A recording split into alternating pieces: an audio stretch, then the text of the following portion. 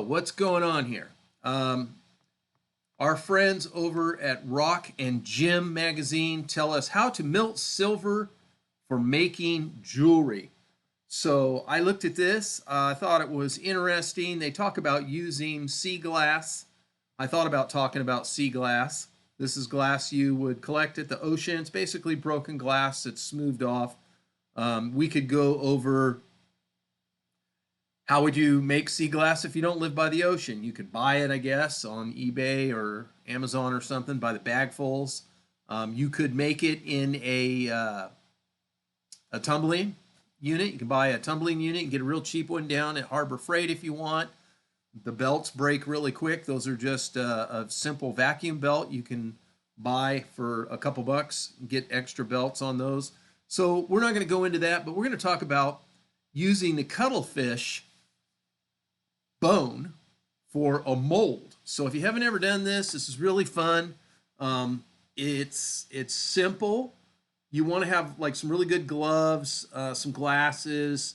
If you want to be real safe, you probably would want like a leather apron, like what a welder would use, because you will be dealing with a torch and hot metal and things like that. Or maybe you're just interested in seeing how it's done. I hope you will stay tuned to see this exciting and interesting way of working with silver and making your own molds. You can make your own molds. That's pretty cool. We'll talk about casting a ring, doing different things. You can see some of the pictures here.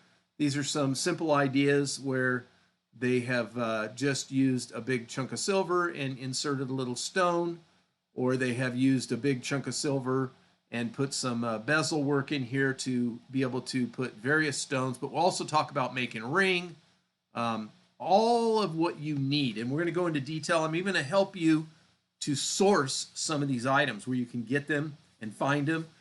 We have no sponsor today, so the places that I talk about for getting some of these materials, use your own discretion. I have dealt with some of them and have had good success, and that's why I'm passing it on to you. I would love for them to sponsor the show and give something away for our audience. That would be pretty cool, but we'll see. Anyway, cutting the cuttle bone. So you're going to have some design ideas. We'll show a few things. Maybe you can come up with some ideas from that.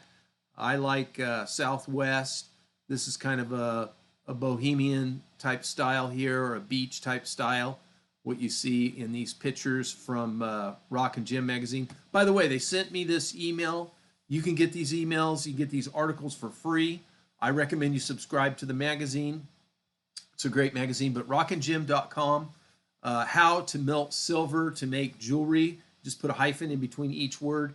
It should take you to this, or just put Rock and Gem, how to melt silver for making jewelry. It'll probably take you to this article, and you can look it up and get more detail. There's actually a really nice little handout here where you have these simplified steps. Cut the cuttle bone in half, and I'm going to show you how to do that. Sand soft sides of the cuttle bone until smooth. Blow off the dust. Don't breathe it. Carve an image. Bind the two halves together. I'm going to show you how to do that. Melt and pour the metal. We're going to talk about how to do that. I'm going to show you how to do that. Remove the hardened metal piece, and then you can clean up the overrun on it. So what you see here in this picture is the cuttle bone, which it's a sea creature. See if I can expand this for you a little bit. I should have done this beforehand. I apologize. But we can just do a zoom here. And boom, boom, boom, boom, boom, boom, boom. All right. Now you see the bottom part. If you see my little mouse cruiser here, they have these lines here. I don't know if they want the metal to come out or they're just trying to make sure it fills, but they want this groove here. That's going to be a bezel, it looks like. So they've driven out a little bezel for their stone, and then they've made the silver. Here is the actual hole for the jewelry, for the rope or the string or the chain to go through, it looks like to me. That's what I'm guessing that is. And then they have wired it together here, and I'll show you some more little tricks to get this wire to stay nice and tight, and we will look at some more meltings. Here's another one here that they have. It looks like they want to make a little ring right here, and here's a design with some mountains, maybe a sea type design. You can carve anything in there you want. You can make it look like a Southwest or medieval, or a cross if you're religious, or some sort of image of significance. You could do stars, moon, turtles, birds, anything you could think of, a spider, any type of image you could think of, you could just carve that out. It doesn't have to be perfect, because remember, when you're done with the silver, you could pop that out and you can complete it and make it really, really nice. All right. So here, what you're seeing is he has a fire brick here. He has a crucible here. This is the cuttle bone, rather, the cuttle bone. And here's the crucible here, is what I meant to say.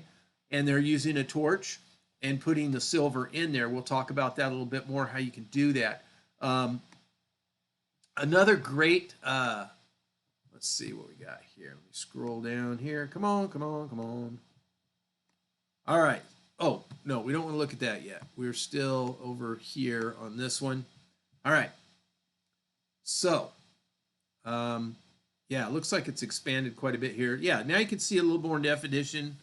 You got some mountains and the beach there, or an underwater scene, something like that. And you put the sides together. How do you do that? Well, let's see if they've got a demonstration here. Okay, well, let's go over here. No, not there. Here. All right, now we got it. Now we got it. If you go to indestructibles.com and look up Silver Ring Cuttlebone Cast, they've got some good descriptions here. You see a very homemade boho type of bohemian style ring, I would say. Looks kind of like something ancient from the ancient of days, Roman times. Here's a cuttlebone. These can be bought in pet supplies. You can buy these on Amazon or eBay. You can probably find them down at Walmart. Some pet stores have extremely large cuttlebones, so they're not all the same. Some of the ones you buy in the store are kind of small. Birds usually need this for calcium. Here you have the crucible, and I'm going to show you where you can source this crucible and stuff like that. They've got scrap silver here that they're melting in the crucible. You will need a torch. There are some safety considerations. I have a handout. If you go to my blog, Radical Rock's blog, it's at Blogspot, I believe. I don't have that link, but you should be able to look that up. I have all lists that you can print out of all the different things you would want in your shop. Some of the other things that you need to be aware of is proper operation of an acetylene torch, if you're going to use acetylene, or if you're going to use an oxyacetylene. As you crank this dial down, I'll give you just kind of a overview. This isn't a complete, 100%, but just so that you will remember some very important things. You don't want to get caught in the DA. The DA is the dumbass. Don't get caught in the DA, okay? You don't want to crank this all the way down, because you will pop this diaphragm and ruin your regulator. So make sure this is loose when you start, untight. So this is righty-tighty, lefty-loosey. Now, acetylene threads aren't the same, by the way. They're not righty-tighty, lefty-loosey. They're opposite. They're opposite threads, and that's a safety design, so you will want to keep an eye on that acetylene thread. You can go to a welding supply and pick up a small tank. You can go to Harbor Freight and buy this regulator here. You can get one. I like oxyacetylene. The oxy, or just the acetylene type, uses a Ventura to suck extra air into the torch. So the torch is, making this noise because it's sucking in a lot of air. There's a lot of volatility in that flame, so the control is not really great for overall jewelry work and silversmithing, but it's cheaper. If that's what you want to get, it's cheaper. You only will need the acetylene tank. You will not need the oxygen and the acetylene tank. I recommend you go to Harbor Freight, buy their oxyacetylene tank when it's on sale. Used to be about $150 on sale, probably $169 to $200 now, with inflation going bananas. but that's where you can get it, okay? There are other attachments which I have and I have used in some of my past videos for a much smaller tip and a much smaller flame than what you get at the Harbor Freight, that gives you more control for smaller, more delicate, intricate work. And I will show you some places you can get those if you want. Now, don't over tighten your regulator. This is the regulator right here where the mouse is. You want about 4 pounds to maybe no more than 6 pounds on the acetylene pressure, the working pressure. So one side's going to show you the tank pressure and the other side's going to show you your regulator pressure, which is what you set. If it's at 0, you crank it in slowly until it gets up to the pounds that you want. You don't need a lot of pounds. If you're using oxygen, you really don't need more than about 10 pounds of oxygen pressure, maybe 15, 20 at the most. You start going over that, you're going to just have too much oxygen and it's going to pop out your flame every time you turn it on. Okay? Also in this exercise, they have a varnishing tool here. This is will be used later. They've sized the ring. They have a little brush here. This is to apply flux. Flux is if you're using other metals. So they tell you to use a graphite rod to stir the silver and ensure it's fully melted. Yeah, you can do that. You might be able to just rock it back and forth. Again, when you do this, you know, if you spill this stuff on you, it's going to burn right through your clothes, into your skin, into your body. So use fire bricks. Don't do it around anything flammable. Don't do it inside where you don't have good ventilation. You know, don't do it near gas or anything like that. Just be really smart on this, okay? Don't pinch your tubes on your hoses from your tank. You can see my mouse right here, these tanks. Don't pinch these. Don't put them where you're going to drip burning material on them or cut them. If you cut one, this could cause a catastrophic event. Also, there is a light welding glasses are recommended. Dark sunglasses that give you some protection might be good for some people. You can make up your own decision on that.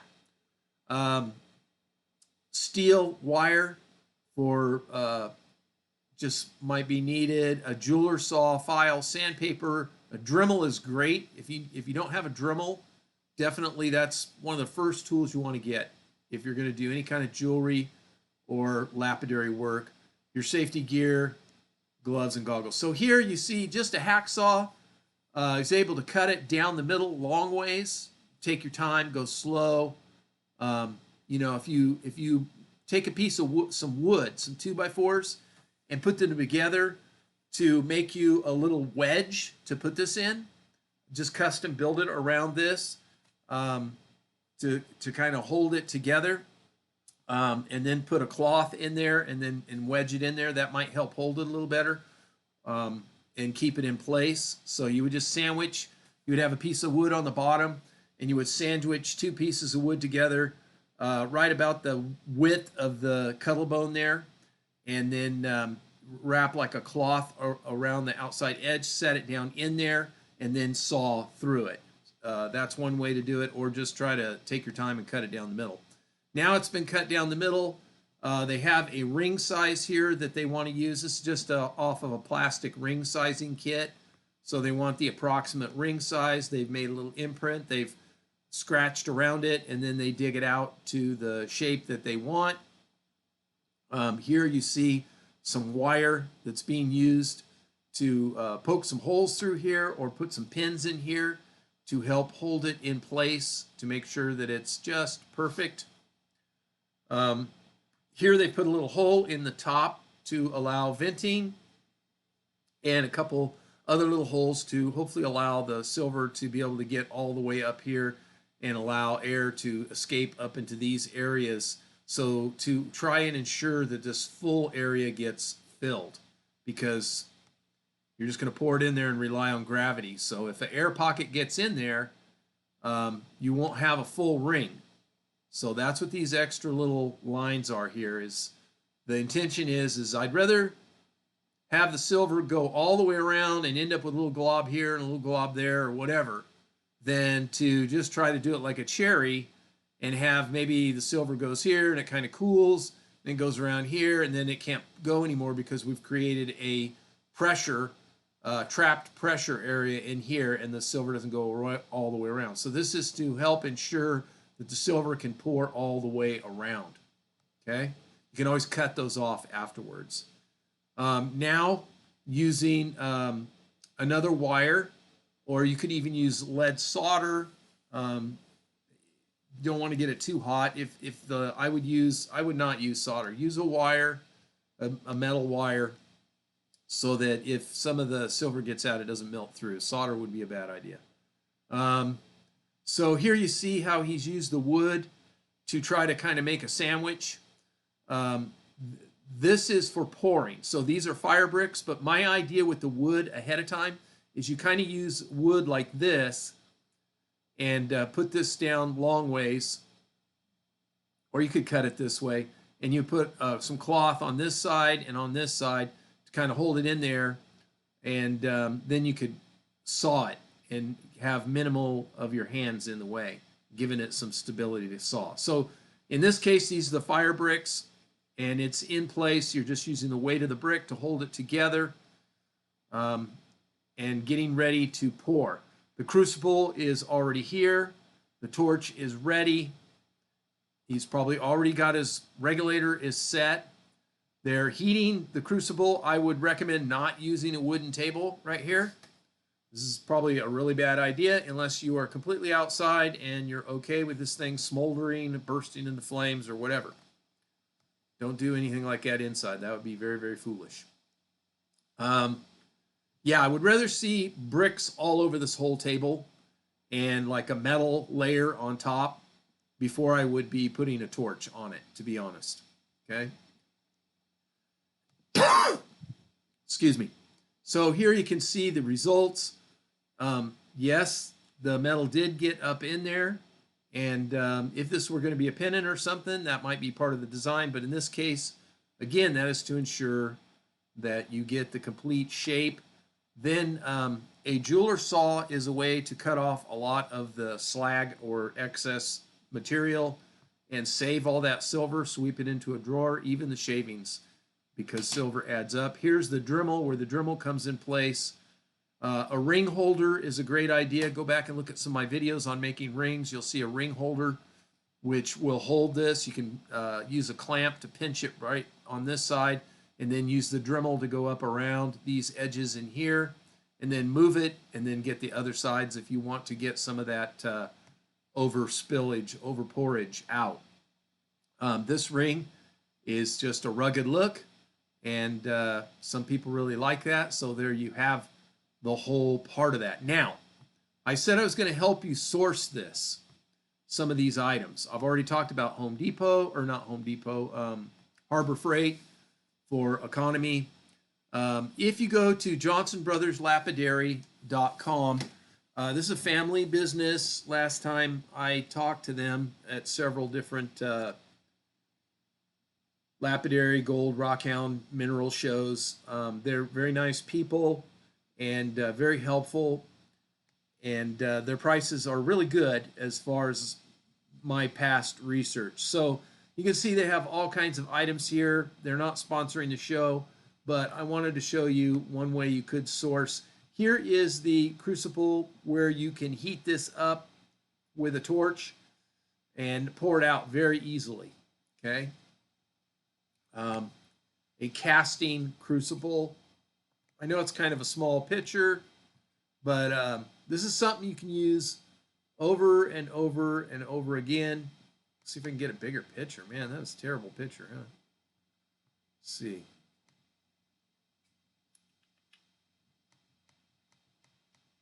All right. So yeah, this is a fireproof material. You would just heat up with your torch, and then you could pour it out through the hole there, or you could pour it out over the edge, or whatever you want. There's other types of crucibles that you can use for casting and heating.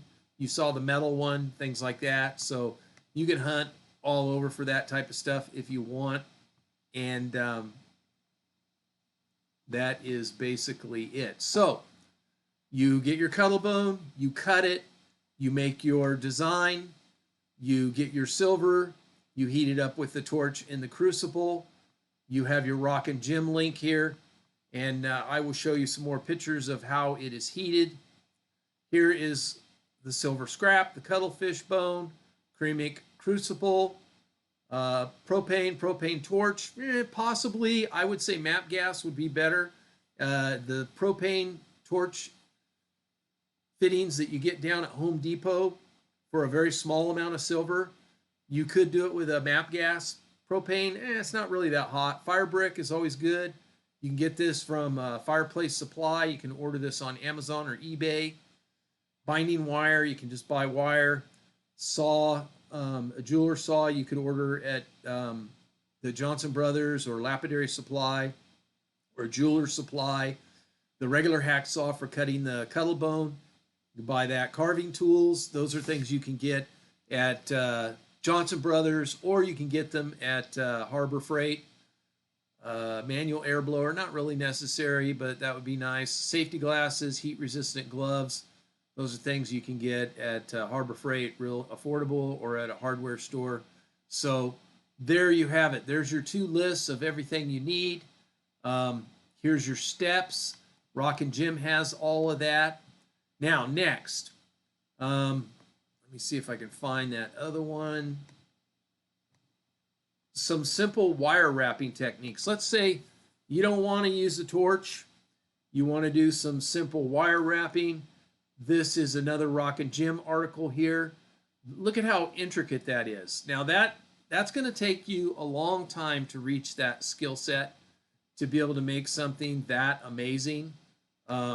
I would say, you know, don't count on don't count on doing that on your first project. That is a lot. See, look, you can get the magazine right there. Definitely subscribe to Rock and Gem. It's awesome. So wire wrapping's been dated back to before Christ, a couple thousand years.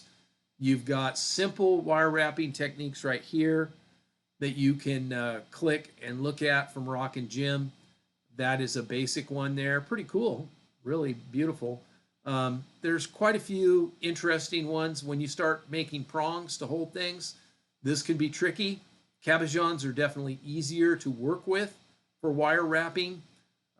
Here are some of the designs that you can do: herringbone, coiling, freestyle weaving, and basically there's lots of instructional things on the web that you can get to find out the basics on this. I've done a few wire wrapping. I like silversmithing mostly, but a lot of people enjoy this, and it does have a special look all of its own. Like something simple like this is what I would be looking at getting to do with wire wrapping. This is more my style right here. Something about like that. And, you know, you can totally copy this. There's no patent on this. This here, Judy Wild, it's a bracelet that she made with some beads. She's got some turquoise beads and some silver beads. You don't have to use solid sterling. You can use a, you know, silver plate, or a gold filled is cheaper than, you know, 24 karat gold or 10 karat gold or 14 karat gold or 18 karat gold. You can use cheaper materials. You can incorporate silver with brass. Yeah, so they tell you the different types of wires that you're going to want to buy. Argentinian silver has copper in it, so it's resistance against tarnish, because pure silver does want to tarnish. And you got half round, which basically is like half a circle. There's square, twisted. You can twist your own square. There's flat, textured designs, all sorts. Rio Grande is a good supply for your silver supplies. If you want to go to riogrande.com, they have a lot of different silver wires that you can buy of all different grades. There's also another company that has the cheaper metals. Oh gosh, can't think of it right now. Fire Mountain. I want to say Fire Mountain, something like that. They have more beads. They have cheaper, you know, silver filled, silver plated types of wire, or even just non-silver, very affordable metals that you can use if you're just starting out. You can start with glass beads or very affordable lapidary type beads like agate. There's dyed agates, things like that. A lot of beautiful things you can make without the torch if you don't want to use the torch and the hot silver. So they tell you the tools. Very good article there. I'm not going to go into wire wrapping. I am not an expert on wire wrapping, but it is an option for those who don't want to use a torch. All right. I think that is about it. I don't know if this format is working. I apologize if it's not. I am trying to speak loud enough that the audio is good. I have been trying to do better on my audio and my photography and my editing, and it has been a real struggle. I used to call myself a high-tech redneck, and I'm thinking maybe I'm not that high-tech after all, because I've been really struggling the last couple years. So, but I am trying, so bear with me. I appreciate your comments. I appreciate people when they, tell me, oh, you can do this better or that better, when they're nice about it. I am trying, but I love getting the content out there, and I get tons of positive feedback, so I keep doing it, and I appreciate your support. Until next time, remember, rockhounds don't die, we petrify.